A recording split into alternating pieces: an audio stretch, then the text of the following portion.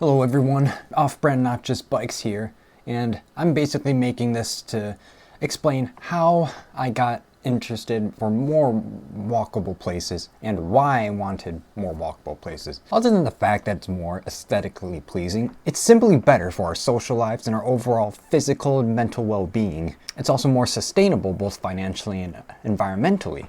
I didn't care for it too much at first. As I look back into my childhood and my overall experience in life, I started to ask myself, why aren't more places like this, or at the very least more walkable in the United States?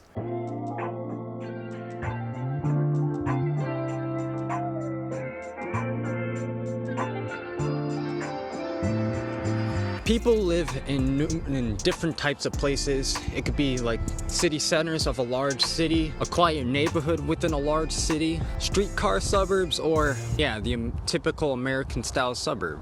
It's kind of fortunate for me that I was able to experience a living environment similar to a way, but not too spread out to the point where you literally have nothing accessible to you. Even then, I started questioning the place I was living in at time to time, because it could still be perfect at the end of the day. It's not perfect. I don't know, I thought walkable places were solely for amusement parks like Disney World. But yeah, the suburbs are pretty good. Yeah, the suburbs look like a nice place. When you go through there, big houses, nice infrastructure, everything looks new.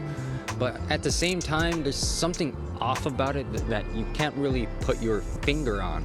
Alright, first off, I'd like to start off with that I grew up in a Chicago neighborhood called... Oh, let me scratch that. I grew up in a Chicago suburb of Norridge.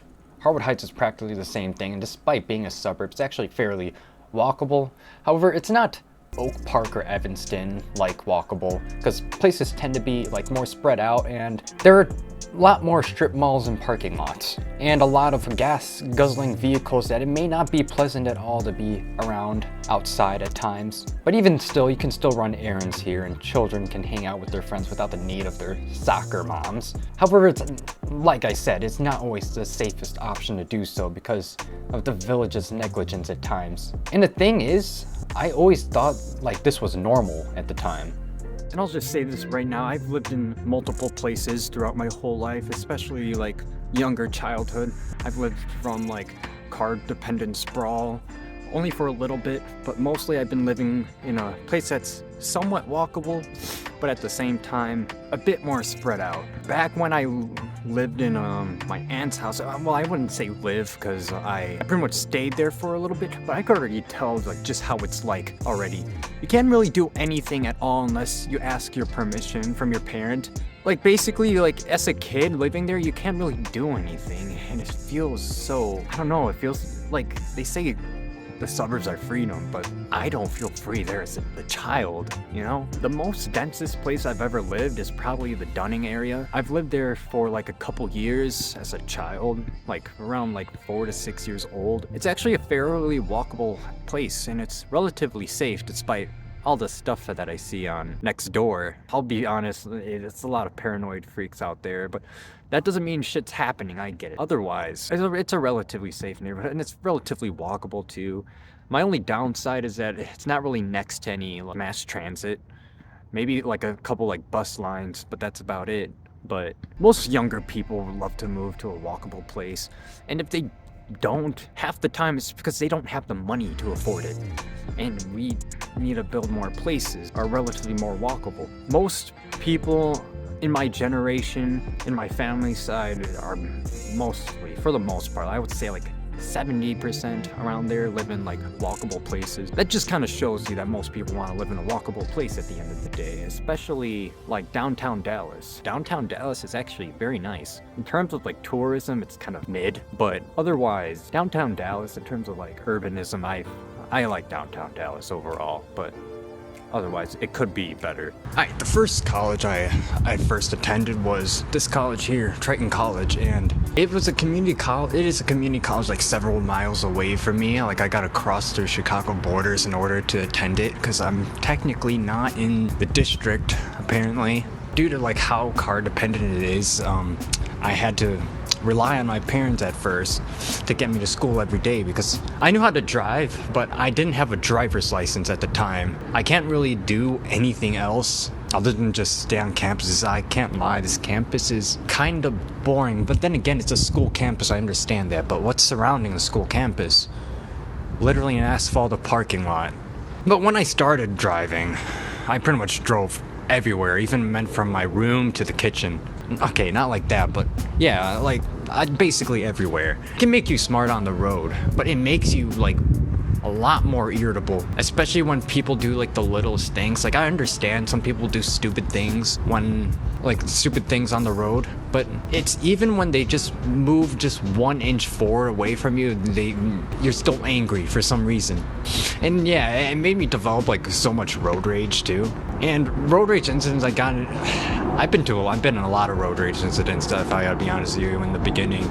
They didn't really feel good at first. Honestly, driving is so freaking stressful, dude. Like, don't get me wrong, it's a skill that is needed, in my opinion, but it's better to have something than not need it, than need something than not have it. And I feel like everyone should learn how to drive, but I don't think everyone should be required to drive to school or work if they don't want to. And yeah, and I also got into like other accidents as well. I'm like, this segment here is just basically me revealing that I'm a shitty driver, that Asians are shitty drivers, but How much signal I need to cut across 8 lane? None?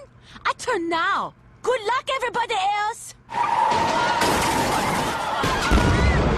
ever since attending this college, it made me like a huge car-brained individual. It just made me entirely addicted to driving in general. Although there are some things that are good about it, at times it's just a waste of your energy and your gas. Even though our neighborhood was somewhat walkable, I still drove everywhere anyway, and even through cities, and it made me scared of cities. Not because of the reason why conservatives are saying why they're scared of cities. They're just the worst places to drive through. Gridlock traffic, parking, you name it, man. I didn't really know how to use public transit at the time as well. Well, I knew how the L worked, but the thing is, I never wanted to pay for parking, or let alone paid a fare to go to the loop on that day at least. And besides, I didn't even know how the bus system worked. I never really knew where the buses went, even though it says right on the signs, but I feel like those signs freaking confused me. I started gaining more confidence because I had like other friends that went to school like closer to State Street that mainly relied on public transit, like no park rides, no like Ubers or anything like that. And plus, I had my phone this whole time. I don't know why I didn't use it.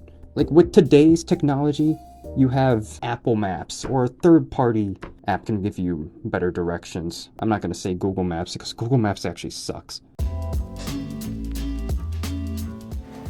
Yeah, and I'm well aware that everyone will have different experiences, like different from me especially.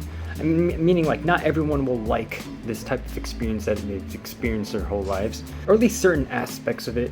Overall, I was looking forward to attending university because it's like not only was like a whole new change in my life, that felt like I was going up in the world. Honestly, I just liked the environment that I was surrounded with, like taking public transit, walking around places that are actually pleasing.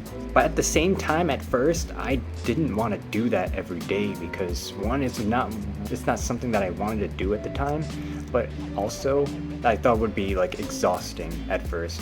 But over time, the more I did it, the more I started becoming more grateful of it. It kind of stimulated my mind already, like in a positive way for the most part. Like I understand there's like some things that need to be fixed, other issues like homelessness and crime. However, it just makes me feel like I'm like part of the city, part of the community. Like it really feels like it. Like you get to see like what the world really is, like the good things and at the same time, things that need to be fixed right in front of you.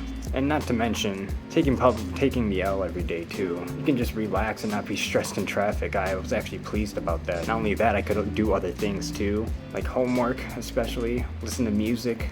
Well, I know you can listen to music in the car too, but it's always... But at the time, I only saw the tip of the iceberg because this was like that I started attending university, and I'd never had the time or found the time to discover the entire campus or the surrounding neighborhoods, and I couldn't do that in community college at all, at least not by foot, because you're practically surrounded by a sea of asphalt, and the places that you go is just bleak. Like, the best place you could have is probably like a forest preserve. But looking back, the school that I went to for the first time, this is its walk score and this is its bike score. It literally screams car dependency. Like, you literally can't do anything without a car. Like, there's a pace bus, but it's inconvenient to leave if walkability isn't the best and buses only come every 30 to 60 minutes. But even though my campus life at the first time was abrupt because of the pandemic, I can't say that completely. It made me want to learn more about the whole system as a whole. I started gathering more information about it and how it's like on other continents as well. A lot of things were happening between 2020 and 2022, and I grew a lot of interests.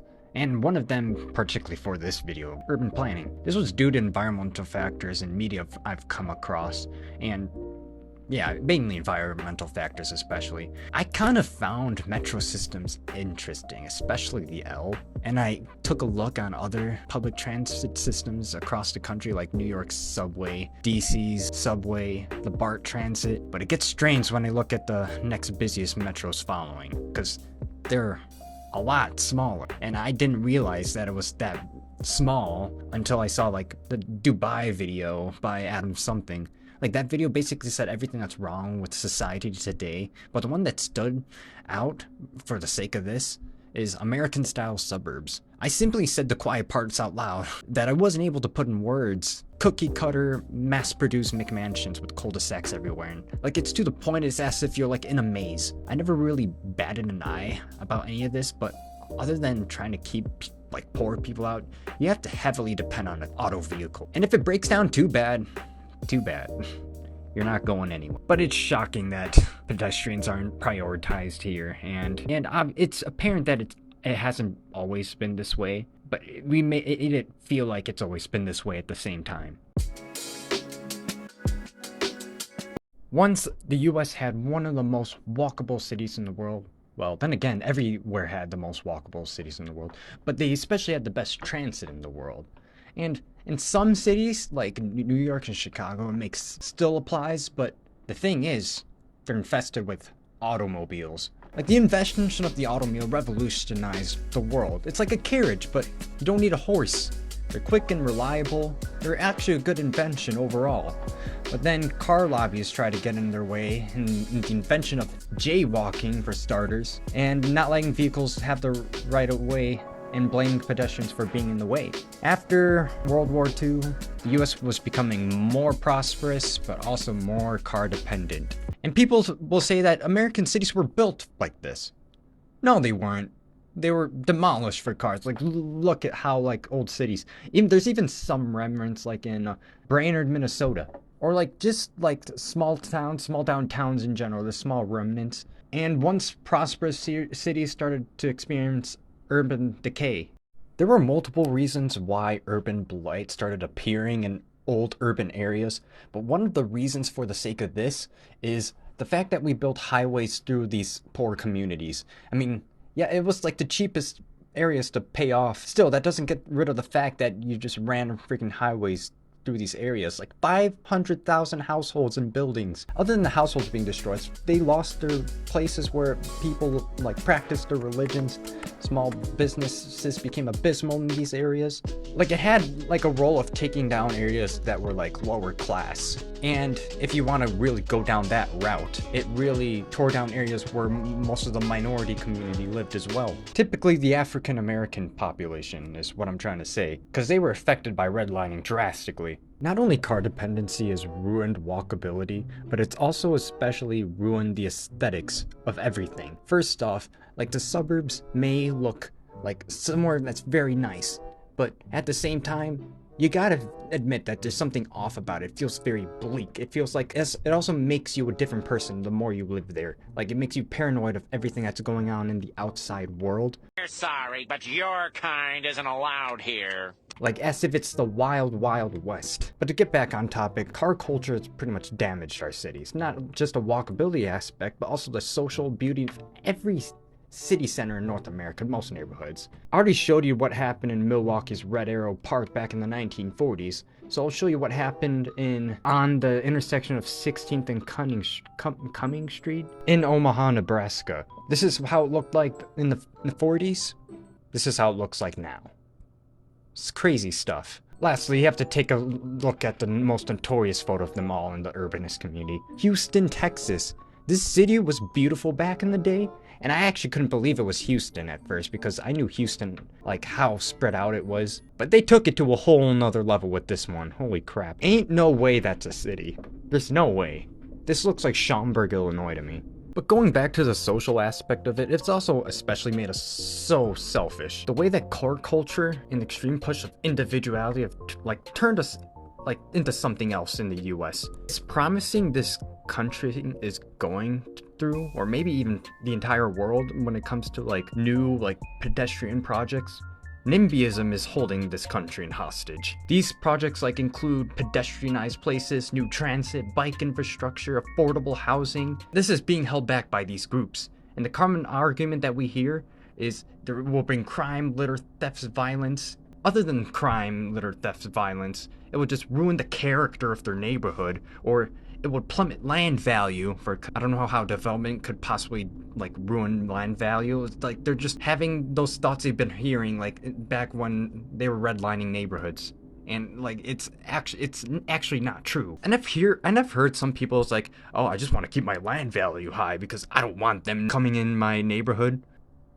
Dude, shut the fuck up, man. Holy shit. If it's solely for that reason, that is so freaking selfish in so many ways. But other than crime or property value or whatever, there's a say that it might ruin the character of the neighborhood. But honestly though, these people that say that it's gonna ruin the character of the neighborhood, they don't have a right to say that, especially when they supported ruining the character of historic downtowns and flattening them with parking lots. And I know that is way too generalized, but still.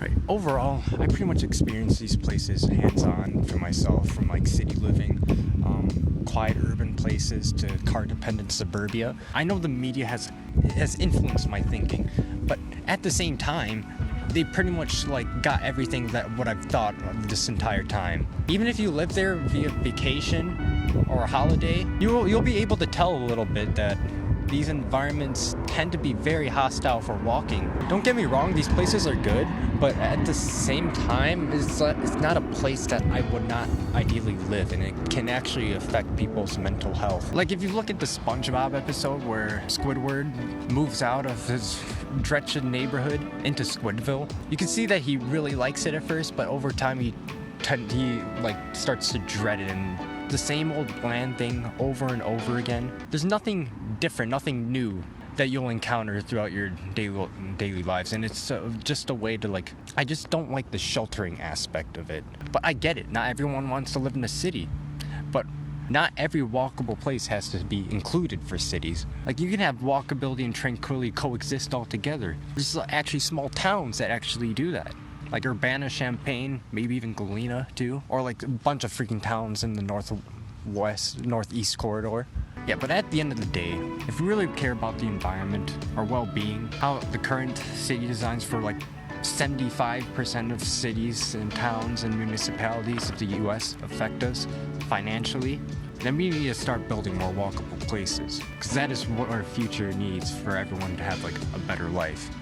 But yeah, if you liked it, go like it, and if you dislike it, like it anyway. Hit the red button, follow Twitter, and yeah, see you later. Peace.